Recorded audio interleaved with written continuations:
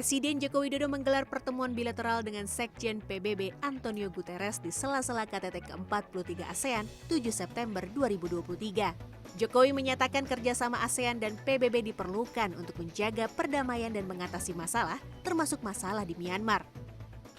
I'm very concerned about the current global situation. What expectations for the UN are getting bigger to create world peace. Sekjen PBB António Guterres mengapresiasi Indonesia dalam penyelenggaraan KTT ASEAN dan KTT G20. António menilai Indonesia sebagai mitra PBB yang berperan dalam pembangunan berkelanjutan, aksi iklim, dan hak asasi manusia. Allow me, Mr. President, to first of all congratulate Indonesia and congratulate you personally on what has been a remarkable diplomatic effort of Indonesia in world affairs, not only at ASEAN's level, but globally. And indeed, the presidents of ASEAN, as the presidents of the G20, were remarkable examples of the combination of a very skillful diplomacy with the fidelity to principles, including the UN Charter. António Guterres juga bertekad mengembangkan kerjasama antara PBB dan Indonesia serta negara ASEAN lainnya. PBB mengajak ASEAN memiliki moto seperti Indonesia, yakni Bhinneka Tunggal Ika, agar memiliki kesepahaman dan solidaritas.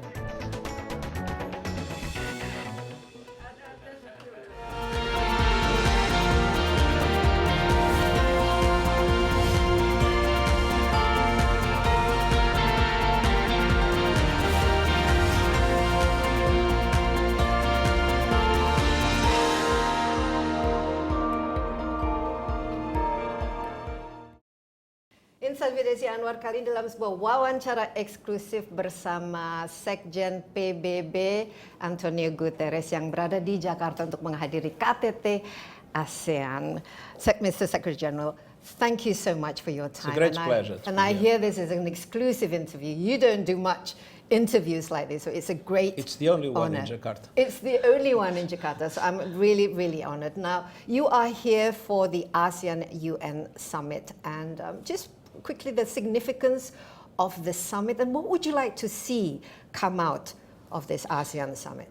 Well, there are two things that, for me, are extremely important when we deal with ASEAN. Of course, there are many aspects related to ASEAN's activities in women, peace and security, youth, peace and security, forms of international cooperation in different areas, the contribution to peacekeeping, and I could go on and on and on with areas of cooperation between ASEAN and the UN. But there are two things that are, for me, absolutely essential. First, we live in a divided world. And the geopolitical divisions are undermining our capacity to respond to the challenges we face. You see the war in Ukraine, you see the climate change getting out of control. And ASEAN has this culture of dialogue, and you can be a bridge builder between East and West. And this role is extremely important to avoid the great fracture in which the world could be split into two, and that would be devastating for the world economy, and that would be also a big risk for security. And the second aspect is very much related to the most difficult issue that exists within ASEAN, which is Myanmar. Yeah. And we are fully supportive of ASEAN's five-point consensus and fully supportive of Indonesia's leadership in order to make sure that it is possible to go back as soon as possible to the release of prisoners and the re-establishment of a fully democratic regime in Myanmar, and at the same time that there is an effective response to the dramatic humanitarian needs of the Myanmarese population. But how effective, or how what can be made better when it comes to ASEAN in addressing these global challenges, the multipolar world plus the human rights violation in Myanmar? Because so far these things have been going on. I have to say ASEAN is playing a very important role. I'll give you an example. It was one country of ASEAN, Singapore, that is presiding the cybersecurity discussions within the UN, where some progress is being made in an area that is so divisive in the world. So ASEAN's initiative, ASEAN's convening power, the capacity to bring together. Look at so many summits in this ASEAN summit. There's a lot of summits, a lot of summits dialogues. with all countries around the world that matter. And so there is this capacity of ASEAN to bring together those that fight each other in many aspects, as you know, for ideologically, politically, and economically. And so ASEAN is already playing a very important role. You should not underestimate the role that you are playing. On the other hand, in relation to the crisis situation, let's be frank, I mean, when one looks at Myanmar, it's not a new crisis. It has been there for decades. It's very complex, it's very difficult, but I think ASEAN is doing the right thing, and we fully support ASEAN's efforts. But what are UN's role in all of this, particularly in the human rights violations, not just in Myanmar, but all over the world that we see increasingly? You have, as you know, the High Commission for Human Rights has been extremely active, not only denouncing the violations of human rights all over the world, but also cooperating with governments to improve their human rights regime. And we have the Human Rights Council, where countries come together, and that has been playing a very important role. If you look at two areas that I believe are very dear to the Indonesian people, both in relation to Myanmar and to Palestine, the Human Rights Council has been very firm in relation to the need to protect human rights of populations that are victims of different forms of oppression. But Mr. Secretary General, as you mentioned, a lot of global challenges, a divisive world, lots of conflicts, the Ukraine, and we have post-COVID, economic recession in the developed world, and also there are threats like AI, for example, and cybercrime and so on and so forth. How do you see sort of the UN sort of capacity and capability in addressing all these global problems? We are taking initiatives on all these fronts in the context of the next General Assembly and the different summits associated to the General Assembly, the summit on the Sustainable Development Goals, the summit on finance for development, the summit on climate, but also in what we call our common agenda and the preparation of the summit of the future. We are pushing for a global compact in the information technologies and artificial intelligence. We just created our scientific advisory board, and I will have a scientific advisory body in relation to artificial intelligence to be able to provide international community with ideas and proposals on how to manage, how to create forms of governance for these sectors. In relation to climate, we have been pushing enormously for the climate agenda in all its aspects. We have been putting on the table the reform of international financial institutions. When they were created after the Second World War, they were created based on what the world was at that time. Now the world has changed. Yeah, absolutely. And we need to increase the voice of developing countries and the weight of developing countries in those institutions. But how to and do we have that? put on the table concrete proposals of reform, and we have been fighting in the preparation of the ICC summit and in the preparation of the G20 meeting in order to make sure that the international community puts this in the agenda. At the same time, we have been pushing a lot for debt relief in relation to developing countries that are in debt distress. We have proposed, and we hope to have a reference to it in the G20 meeting, what we call the Sustainable Development Goals stimulus, to be able to create conditions by different mechanisms to mobilize 500 billion additional US dollars per year to support the capacity of developing countries to implement the Sustainable Development Goals. So we have initiatives in all these areas. There are two things we do not have: power and money. Yeah. So what we use is our capacity to raise our voice to defend what is fair, what is just, and at the same time to convene. And in the convening power, I think the UN has been able in many aspects to solve problems. I mean, we had, the Black Sea Initiative, and just to give you an example, you had this oil tanker, the Safar tanker, and nobody was able to solve the problem, and the UN assumed it, and now the oil that was in this tanker that could be destroyed at any moment and create a horrible situation in the Red Sea is in a solid new ship that can contain it without risks. So the UN is extremely active, not only in pushing for a better world in all the areas I mentioned, but in solving concrete problems that nobody else is able to do. I am a lot of confidence of the increasing role of Indonesia in international relations to be a factor of peace, to be a factor of stability, but also to be a factor of more justice in development for everybody.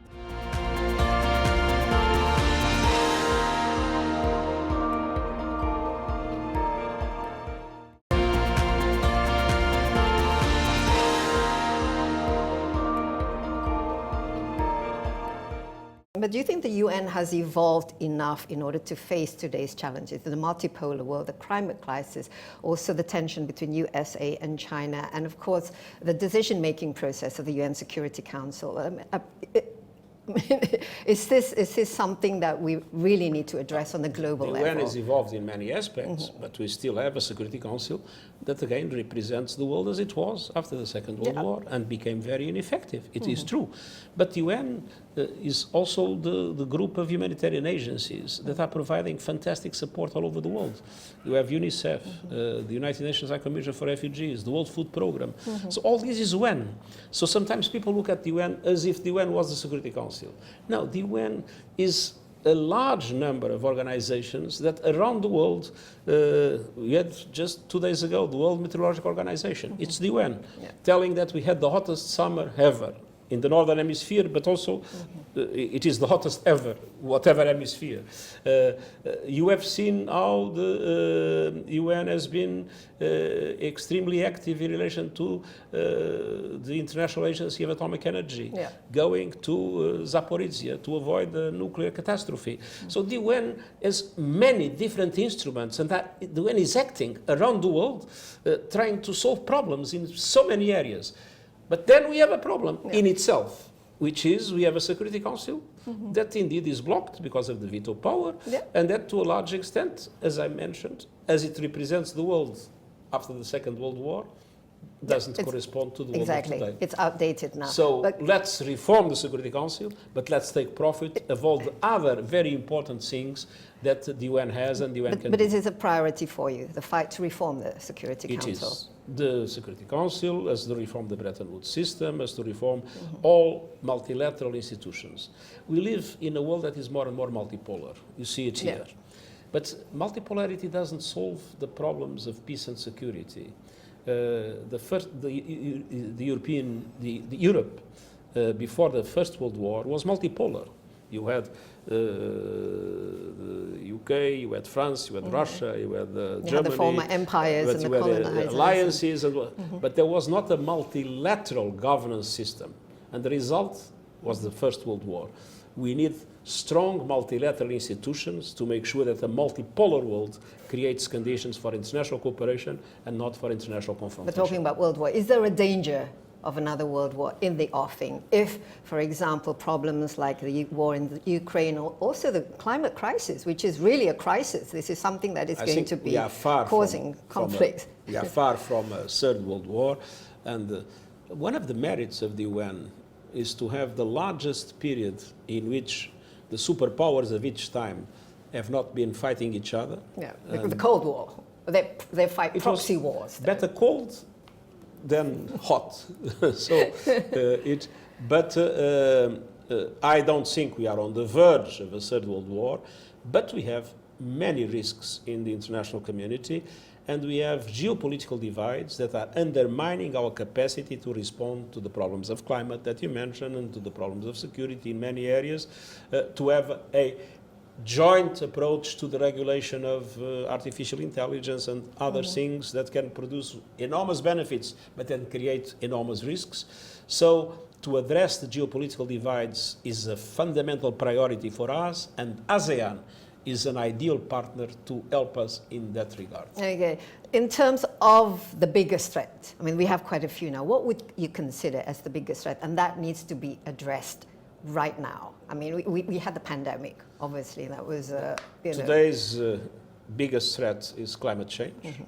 Another threat is the fact that we are seeing developments in the technology that, for which we have not yet a system of governance. Which might create existential problems on the global scale. That can create existential problems, let's hope not, but is already creating enormous difficulties with hate speech, with misinformation, with so many other areas in which you are, as a broadcaster, victim of those things.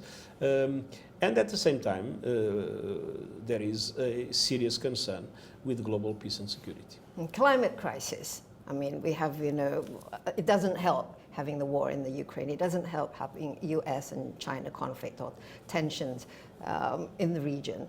What's the best way to address it, Mr. Secretary General? Because this is really very much, when we talk about existential problems, we are already experiencing climate crisis. The best way is for everybody to wake up and to understand that there is no division on any issue that can justify that everybody does not cooperate. But are you seeing countries waking up? We are seeing several forms of cooperation. Look at Indonesia and Vietnam. There was an important partnership established, the so-called Just Energy Transition Partnership, that will be helping these two countries to reduce emissions. So, and are you optimistic about that? Because are you optimistic about that? Because no, these are two examples of what can be done.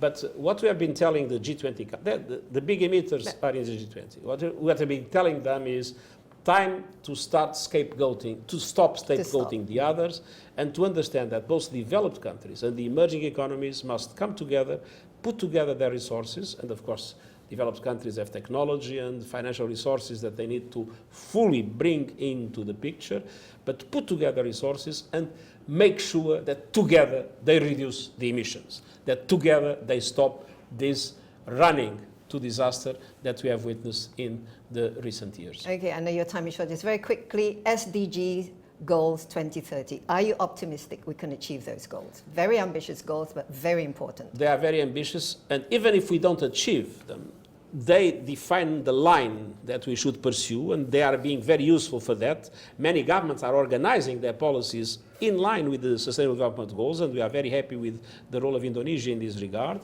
But let's be clear.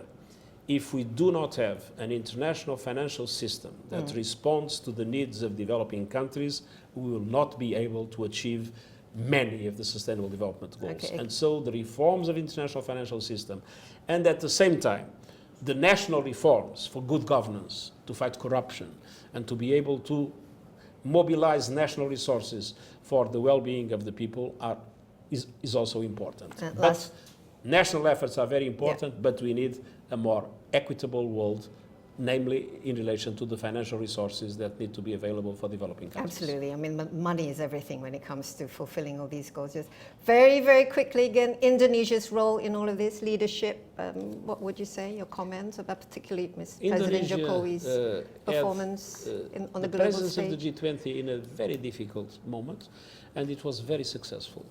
If you remember, Indonesia was able to come to conclusions in G20, even if all of them were fighting each other inside.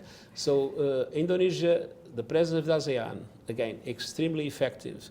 So I believe Indonesia today is a very important bridge builder. It is a very important broker in international relations.